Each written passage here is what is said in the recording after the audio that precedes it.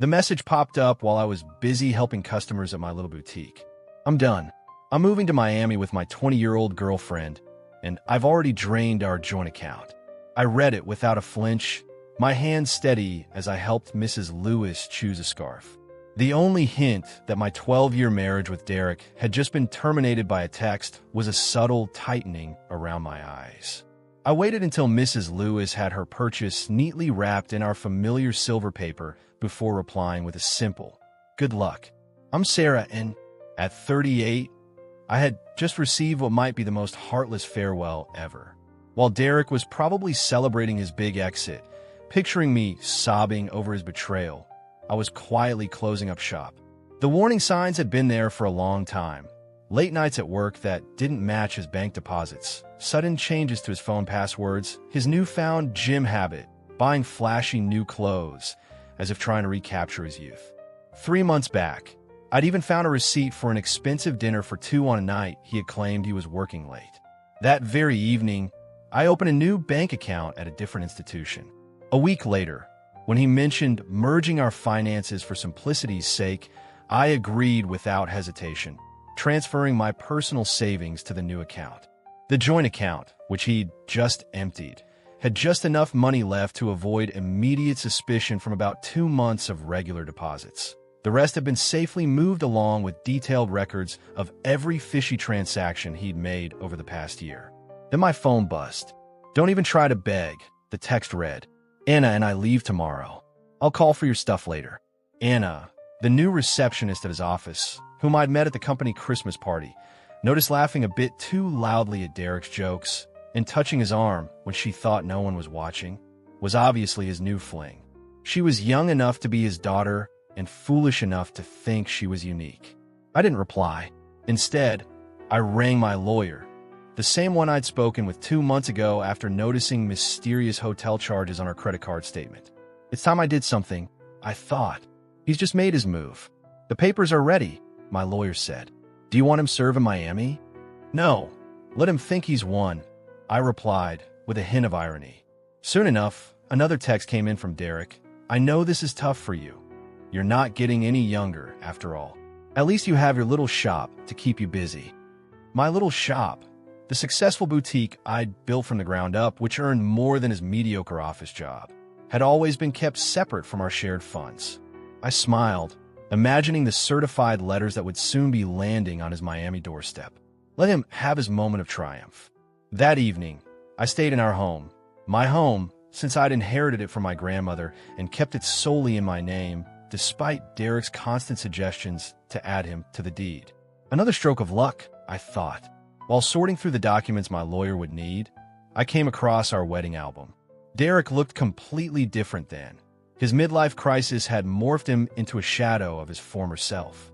These days, he wore shirts so tight that they showed off his softening middle, and he tried too hard to relate to the younger crowd at his office, peppering his speech with slang that sounded laughable coming from a 45-year-old. My phone kept beeping with texts from him, each one dripping with condescension. I've been planning this for months. Anna understood me in ways no one ever could. "You'll be fine," I texted back silently. "Maybe you'll find someone your own age." I'd already told my family that we'd grown apart. It wasn't anyone's fault. I even screenshot every message, adding them to my case file. I let him dig his own grave deeper. My lawyer would soon have a field day with his casual admission of planning this move, his smug announcement about emptying our account. Then the final text caught my eye. "By the way, I used a joint card to book our flights and hotel. Consider it my parting gift. LOL. I promptly called the credit card company. "This is Mrs. Taylor speaking," said the representative. "I need to report fraud and cancel my card immediately." "Of course, ma'am. Can you specify the charges?"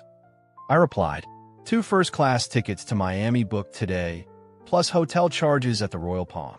And please, remove my husband as an authorized user. Do you have evidence of the fraud, like text messages where he admits to using our joint card for his getaway with his girlfriend? I can send those over. The rep's tone, though professional, couldn't hide a bit of satisfaction as she canceled the charges. Derek and Anna would soon find that their tickets were no longer valid, and their hotel reservation was called off. My phone buzzed again. Don't worry about the house, the next text read. You can stay there until you find a smaller place. I actually laughed out loud. Did he really think he had any claim over my grandmother's house? Had his ego gotten so big that he forgot whose name was on the deed? Another buzz. I know the shop means a lot to you. Let's work out a fair split for your half of the business. My business, something I had built, funded, and nurtured on my own, even though he complained about my long hours, dismissing it as just a hobby. I poured myself a glass of the good wine I'd been saving for a special occasion. Tomorrow, Derek would face some harsh lessons about property laws and separate finances, but tonight I was savoring the calm while planning my next move. The next morning brought a barrage of increasingly angry texts from him. What did you do to our credit card? The airline won't honor our tickets. The hotel canceled our reservation. Answer me. I muted my phone and headed to the boutique. Friday was always our busiest day, and I had a new shipment of designer handbags to sort through. Life goes on, even when your husband ditches you for a receptionist who's almost like a daughter. Around noon, his mom called.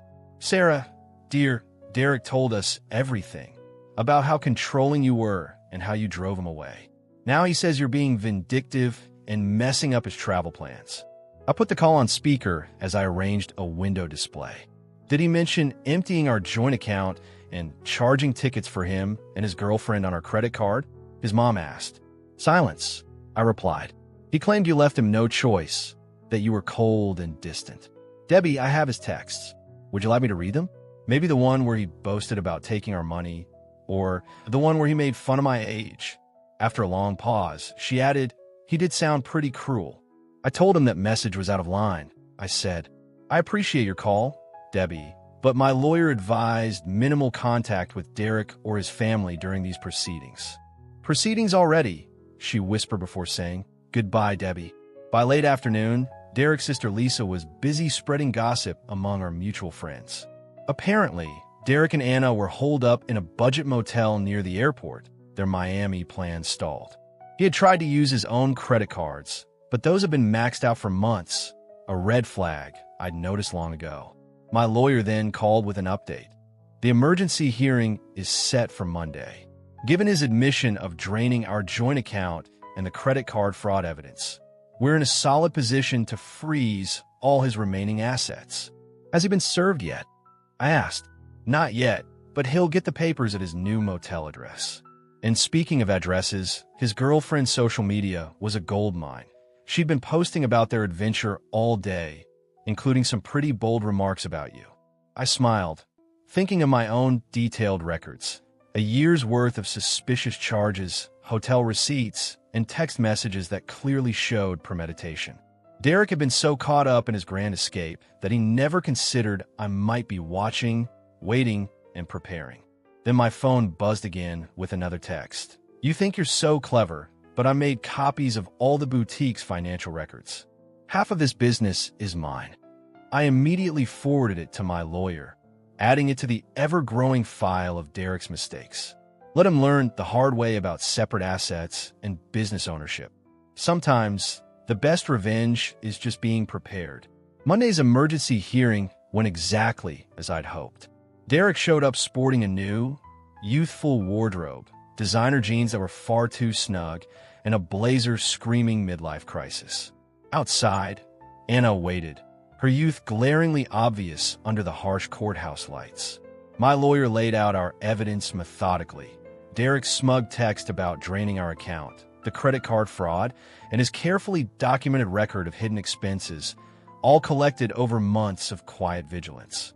Your Honor, his lawyer began, my client admits to a few rash decisions, but Sarah's actions have been vindictive and calculated. My lawyer fired back. You mean smart and cautious. I had meticulously protected my separate funds and kept detailed records of all of Derek's shady behavior. That's not vindictive, I thought. That's smart business. The judge then examined our documents, the separate deed to the house, the boutique's incorporation papers in my name, and the clear separation of business and personal finances that Derek always complained about. Mr. Harrison, the judge addressed him directly. You admitted via text to deliberately emptying a joint account and using shared credit cards to fund a trip with your girlfriend. Do you deny that? Derek shifted uncomfortably. I was just trying to make a clean break by committing financial fraud, he mumbled. The judge raised an eyebrow. And now you claim rights to property that clearly belongs solely to your wife. Derek's lawyer tried once more. My client is entitled to half the business, as it was built during the marriage. I interrupted firmly. No, the records show I kept our finances separate every step of the way. I watched as Derek's face turned ashen. He had assumed it would be simple: drain our account, run off with a new lover, and maybe claim half my business in the divorce. He never bothered to understand why I insisted on keeping things distinct. The court found ample evidence of his financial misconduct and announced that all shared assets were frozen pending final dissolution. Mr. Harrison is ordered to return any funds removed from the joint accounts within 24 hours, declared the judge. But that money is gone, Derek protested. We spent it on, then you'll have to figure out a way to replace it, the judge snapped. Derek's lawyer tried to add, using shared credit card for personal adventures is not acceptable, but the judge cut him off. Later, I heard Anna asking Derek about their Miami plans as he fumbled his words, while I walked confidently across the marble floor, heading back to the boutique he'd never understood or respected. The following weeks saw increasingly desperate moves from him. He even claimed the boutique had been his brainchild, that he'd invested in it in its early days, and that he'd always been my business partner. Every claim was quickly refuted by my precise records. He's getting desperate, my lawyer observed. His girlfriend's social media now showed them living in her tiny studio apartment, surviving on a receptionist's salary, far from the glamorous escape he'd imagined. Meanwhile, Derek's family began reaching out, their tone markedly different from their earlier accusations. We had no idea, Lisa admitted during an unexpected visit to the boutique, running her fingers over a silk scarf. He played the victim so well. I'm ashamed we ever believed him. My lawyer kept me posted on Derek's repeated attempts to challenge the divorce settlement. Each petition was denied, and his claims of unfair distribution were dismissed based on the evidence of his own actions. He even argued that his text about emptying the account was just a joke. I recalled laughing when the judge asked if a laugh could make theft any less illegal. The boutique's success started to feel like unexpected validation. Local business magazines wanted to feature my story, not as a tale of a scorned wife, but as that of a savvy entrepreneur who protected her interests. Young business owners kept asking for advice on keeping personal and business finances separate. The best protection is always being prepared, I told one young woman who reminded me a bit of Anna, urging her to trust her instincts. Meanwhile, Derek's mom would occasionally call after he did something incredibly self-destructive. He tried online gambling for a quick fix to his money woes, gotten involved in a pyramid scheme promising fast returns, and every effort to reclaim his old lifestyle only sank him deeper. I don't know where we went wrong with him, she sighed on one call. His dad and I even offered to help him get back on track if he'd just own up to his mistakes, but he kept blaming everyone else, whether it was Anna, his company, or even the judge. I listened politely but kept my distance. Their family drama was not my problem anymore. My life was moving forward, filled with plans for a third boutique and maybe even an expansion into luxury accessories. The only reminder of Derek's impact was a framed screenshot in my office. His final text before I blocked him: "Have fun with your little shop. At least it'll keep you busy in your old age." Below it hung my latest business award. Proof that sometimes the best revenge is simply succeeding on your own terms. A year after the divorce, I hosted a grand opening for my third boutique location. The event drew local media, and the story wasn't about my failed marriage. It was about a successful businesswoman expanding her brand. Derek's betrayal had become just a minor footnote in my success story. During the event, Anna unexpectedly walked in. She looked as youthful as ever, or maybe I just felt stronger. Clutching her purse like a shield, she quietly said, "I owe you an apology. I believed everything Derek told me about how you were cold, how you never supported his dreams. I saw him try to use the same tactics with me when things got rough." I continued setting up a display of designer sunglasses and replied, "Those weren't his dreams. Anna. They were his escapes. There's a big difference. After a pause, she added, he even tried to move in when you froze the accounts. He said my tiny apartment was only temporary after 2 weeks of complaining about your closet size and suggesting you take out a loan for a bigger place. I laughed softly. I get it now. You meant the difference between dreams and escapes. She shook her head. I'm dating some of my own age now. We might have student loans and a small apartment, but at least we're building something real. After she left, my assistant manager whispered, "Was that really your ex's girlfriend?" I replied, "No, just another woman who learned the same lesson I did." Speaking of lessons, I gestured to a young couple checking out our new designer handbags. "Let's talk about your ideas for expanding our accessories line," I said. The boutique had grown into more than just a business. It stood as a symbol of independence, resilience, and the power of being prepared. Then Derek's mom called one last time, not to discuss Derek, but to thank me. "You taught our family an important lesson," she said, "about not enabling bad behavior, about not making excuses for cruelty." Derek is still living at home, still blaming everyone else for his problems, but we're not defending him anymore. You've shown us the difference between supporting someone and enabling them. I mulled over her words as I reviewed plans for a fourth location. Derek had intended to diminish me, to trade me in for someone younger and take half of everything I'd built. Instead, he had inadvertently pushed me to become even stronger and more successful. My phone buzzed with another text from my lawyer. Derek had filed yet another petition to revisit the settlement. The judge dismissed it immediately and ordered him to pay court costs. "Thought you'd like that," I mused, picturing him still stuck in his childhood bedroom, trying to rewrite an ending that was already decided the moment he underestimated me. Sometimes, the best revenge isn't about getting even, it's about getting better. 2 years after Derek's ruthless text, I was invited to speak at a women's business conference. The focus wasn't on divorce or betrayal. It was on building and protecting a successful business. My story had transformed from a cautionary tale into a source of inspiration. During the Q&A, a woman asked, "My husband says I'm being paranoid if I think marriage means sharing everything. My ex said the same thing." I replied, "That's right," until he tried to claim half my business in the divorce. Trust your gut. Protection isn't paranoia. In the meantime, my boutique chain had grown to 5 locations, each more successful than the last. The little shop Derek once mocked now employed 30 people and had been featured in several national magazines. Through mutual acquaintances, I heard that Derek had finally moved out of his parents' house into a cramped apartment above a garage. He even had to take a lower-paying job after his former company downsized and eliminated his position during restructuring. His dating profile still claimed he was young at heart, though his outdated profile picture said otherwise. Ironically, Anna had become a regular customer at my original boutique. She'd earned her business degree and started her own social media consulting firm. "You inspired me," she once told me. Proof that a woman can build something lasting instead of falling for empty promises. I kept Derek's harsh text framed in my office, not as a reminder of pain, but as evidence of how far I'd come. Beneath it hung a sign that read, "Success is the best revenge." At the 5-year anniversary of my original boutique, I addressed my employees and loyal customers in our flagship store. What had once been a tiny shop was now the centerpiece of a thriving business empire. Derek's mom showed up, even though I hadn't invited her. After the crowd thinned, she pulled me aside. "I saw Derek yesterday," she said while smoothing the designer dress she'd bought from my store.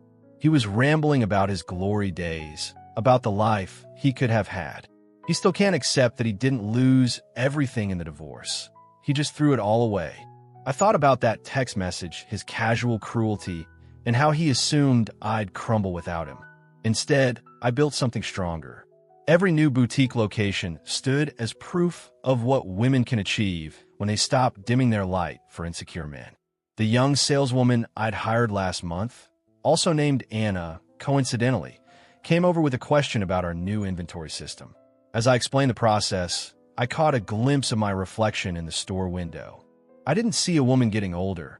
I saw someone getting wiser, stronger, and more successful. Derek's cruel text wasn't an ending. It was the start of something new, not just for me, but for every woman who heard my story and realized she deserved better than someone's midlife crisis.